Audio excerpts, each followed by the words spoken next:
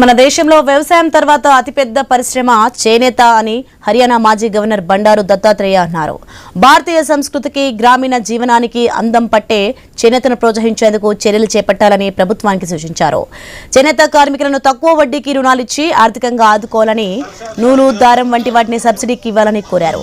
ప్రజలు చేనేత వస్త్రాలు ధరించి కార్మికులకు అండగా నిలవాలని కోరారు.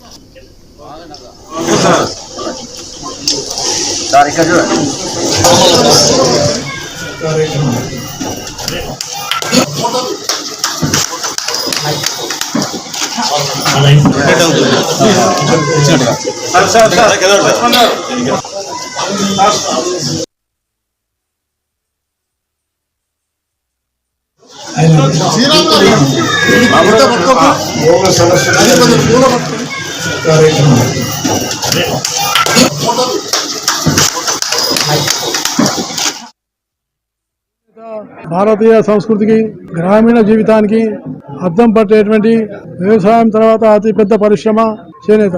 అలాంటి చేనేత రంగాన్ని ఉపాధి కార్యక్రమం, దాంతోపాటు చేనేత కార్మికుల యొక్క దుస్థితి నుంచి వాళ్ళని కాపాడటానికి అనేకమైనటువంటి ఒక చర్యలు చేపట్టాల్సిన అవసరం ఉంది. ఒకటి, వాళ్లకు నూలు, దారము, రంగులు ఇలాంటివన్నింటినీ కూడా సబ్సిడీ రూపంలో వాళ్ళకు అందజేయాల్సిన అవసరం ఉంది. తక్కువ వడ్డీకి రుణాలు ఇచ్చి వాళ్ళని ఆదుకోవాల్సిన అవసరం ఉంది. చేనేత రంగానికి చెందిన పలువురు ప్రముఖులను బండారు దత్తాత్రేయ సత్కరించారు. జాతీయ చేనేత దినోత్సవం సందర్భంగా హైదరాబాద్ రామ్నగర్లోని తన నివాసంలో ప్రత్యేక కార్యక్రమాన్ని ఏర్పాటు చేశారు. చేనేత ప్రముఖులను శాలువలతో సత్కరించి మెమంటోలను, తన జీవిత చరిత్ర పుస్తకాన్ని అందజేశారు. ఈ కార్యక్రమంలో బండారు విజయలక్ష్మి, కార్యకర్తలు పాల్గొన్నారు.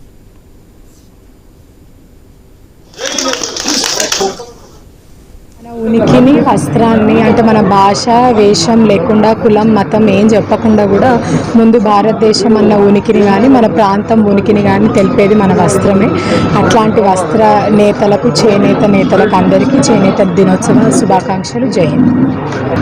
మన ఉనికిని, వస్త్రాన్ని, అంటే మన భాష, వేషం లేకుండా, కులం, మతం ఏం చెప్పకుండా కూడా ముందు భారతదేశం అన్న ఉనికిని కానీ, మన ప్రాంతం ఉనికిని కానీ తెలిపేది మన వస్త్రమే.